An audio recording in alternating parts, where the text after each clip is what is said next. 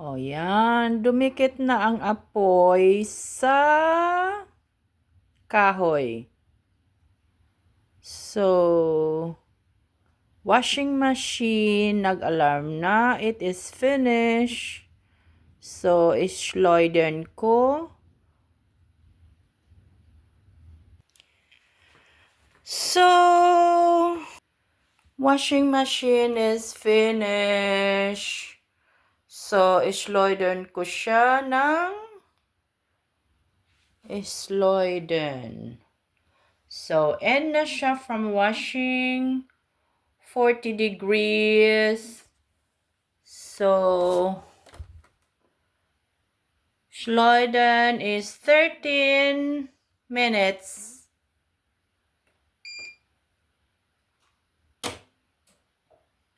Yan. After isloiden, i-take out niya ang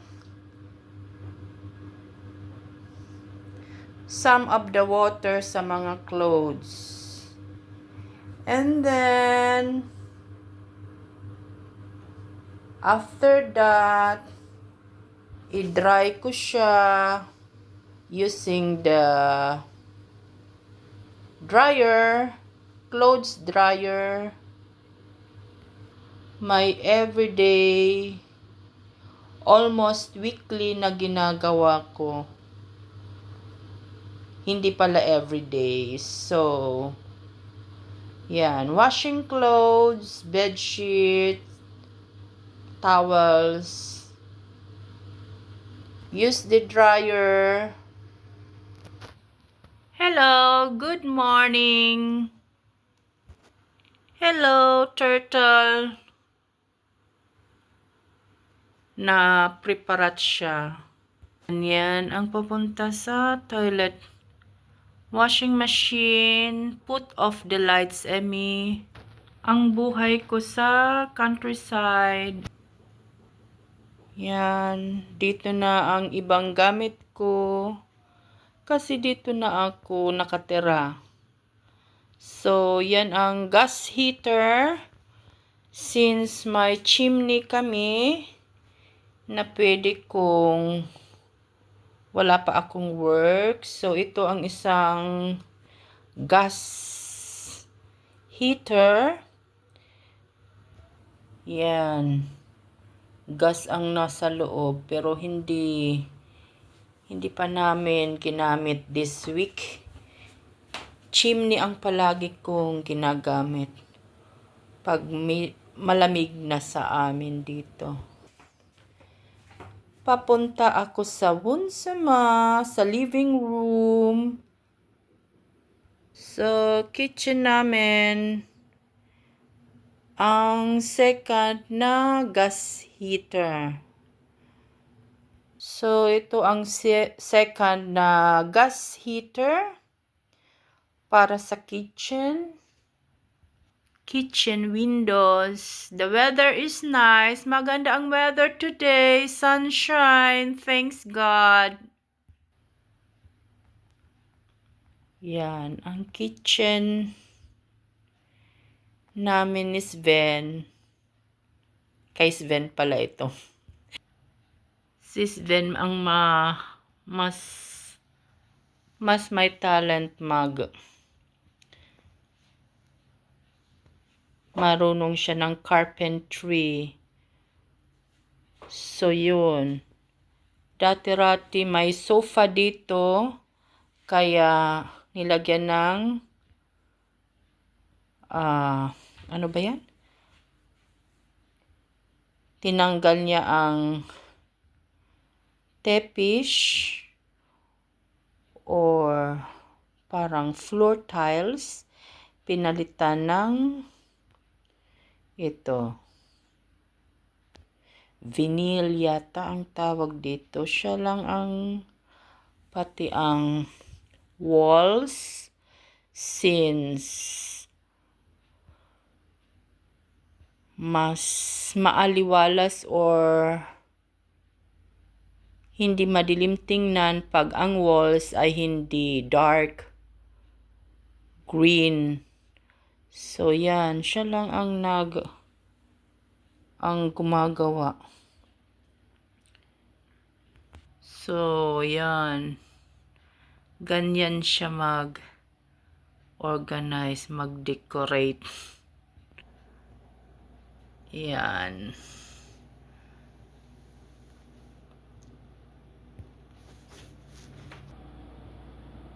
Mas maluwang na ang tinitirhan ko ngayon as compared sa apartment. Pero, kailangan every week, every day iba ang nililinisan ko. For example, one day sa bathroom, one day sa kitchen, one day sa floor, one day sa living room. Pero minsan hindi ganun. Minsan one day different areas. So, schleudern na siya. After 13 minutes, gamitin ko yung clothes dryer. So, itong room na ito, itong door na ito,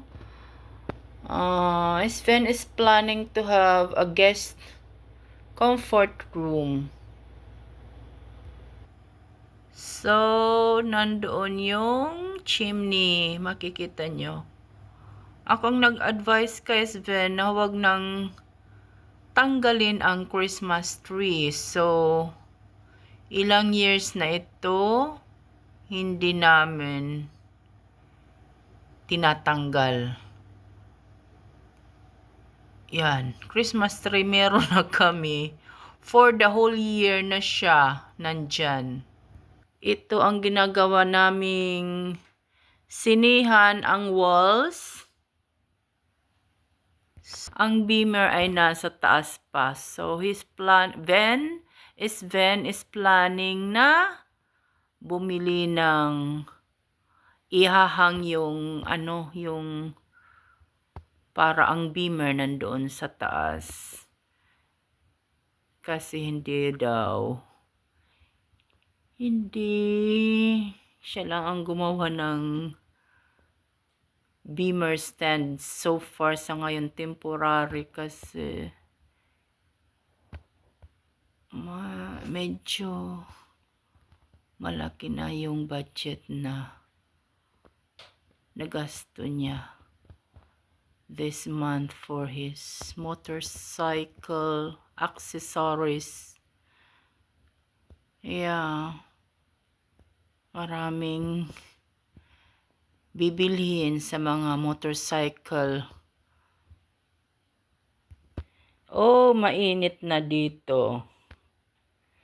Malapit sa chimney, mainit na. Sa atin ang kahoy, ginagamit natin para magluto. Dito, para lang sa chimney. Nag-alarm na ang washing machine, tapos na ang schleudern. So, yan. Punta ako sa yan. Tapos na ang schleudern. Nag-alarm na siya. So, ilalabas ko siya. Tapos, ilalagay sa dryer. Even though very old na ang dryer na ito, nagagamit ko pa rin. Tapos na ang paglaba. Hindi hand washing, sundan machine washing.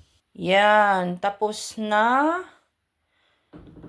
Pero pipiliin ko pa rin ang mga dapat ilagay sa clothes dryer. Kasi nga, may mga cloth na hindi pwede gamitin sa dryer. So, like microfleece cloth or microfleece jacket or kung ano-ano pa dyan na panglinis ko na hindi pwede sa dryer. So, mostly ang mga bath towel ay i-dryer siya kasi mas malambot pag ginagamitan ng clothes dryer pala. So, yun.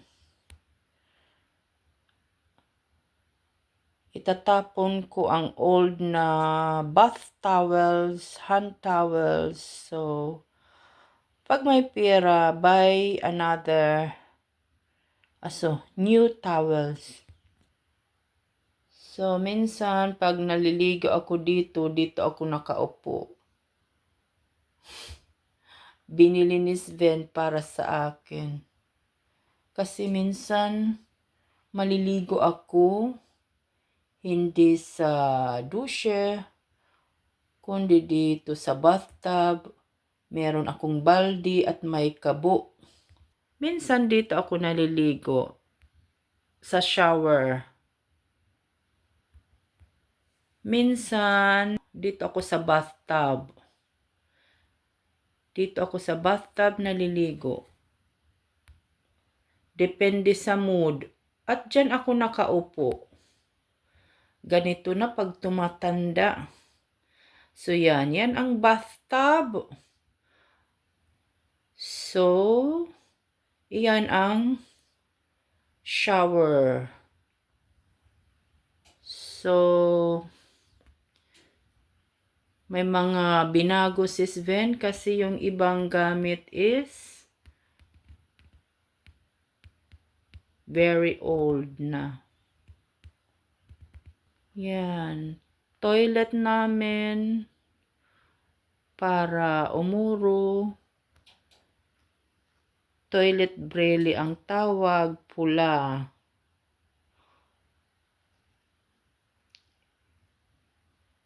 So, ito, ang ilalagay ko lang ang mga cloth na pwede sa dryer. So, yan, pipiliin ko lang, hindi lahat. So, nandoon na yung pinili ko for clothes drying. Ito naman ang nabilin. Hindi ito pwede pang clothes dryer. So, yun. Oh. Yan. Ito, isasampay ko ito. I-try ko lang kunin ang 15 minutes ko lang ang clothes dryer.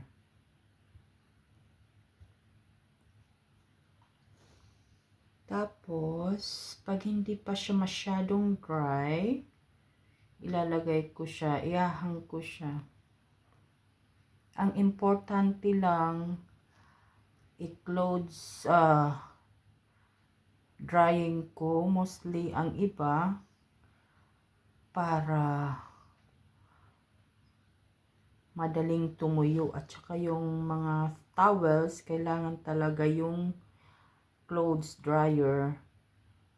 Importante para maging, hindi siya hindi siya magaspang or medyo malambot siya pag i-dry using the dryer. Yun. Tapos, linis ulit. My life in Germany. Thank you for watching. I think So, ito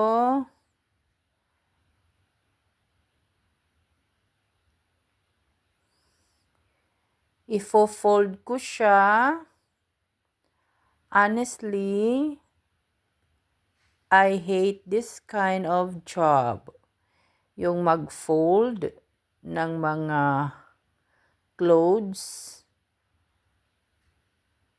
Hindi ko yan talent, pero I have to. So, ifo-fold ko siya. Hindi na kami dito nagpla-plancha. Ito ang ginagamit ni Sven kung magfo-fold siya ng mga t-shirt niya or kung ano-ano pa. Yan ang ginagamit niya. So nga, kagabi, ginamit niya pang table niya para sa beer niya. Yon.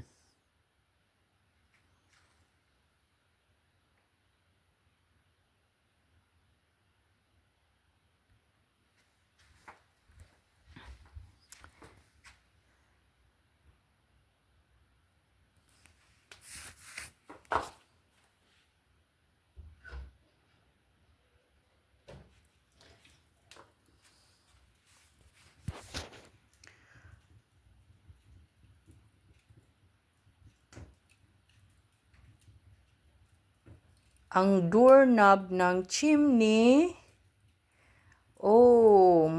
mainit na. Kailangan ko na ng hand gloves. Okay na ulit ang chimney. Dumikit na ulit ang malaking kahoy. Kahit nabasa siya ng ulan. So yun. Nagamit ko pa rin today. Yan. Thank you for watching. Thumbs up naman dyan. Bye. God bless. God bless us all.